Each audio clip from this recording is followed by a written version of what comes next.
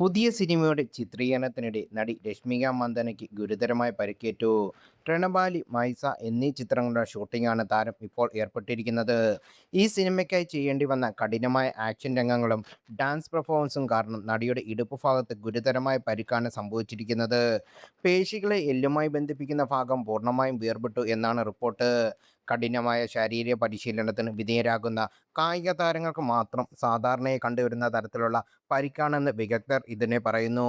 6 ആഴ്ചത്തേക്ക് പൂർണ്ണ വിശ്രമം എടുക്കാനാണ് ഡോക്ടർമാർ രശ്മിയോട് നിർദ്ദേശിച്ചിരിക്കുന്നത്. ഇന്ത്യൻ സിനിമാ ലോകത്ത് ഏറ്റവും കൂടുതൽ തിരക്കുള്ള നായികമാരിൽ ഒരാളാണ് രശ്മിക.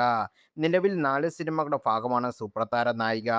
കൂടാതെ വിവിധ വിവിധ ബ്രാൻഡുകളുടെയും വമ്പൻ ബ്രാൻഡുകളും അവർ സഹകരിക്കുന്നുണ്ട്. അപ്രതീക്ഷിതമായി ഉണ്ടായ പരിക്ക് സിനിമാ ചിത്രീകരണ ഷെഡ്യൂളുകളെ ബാധിക്കും എന്ന് ഉറപ്പാണ്.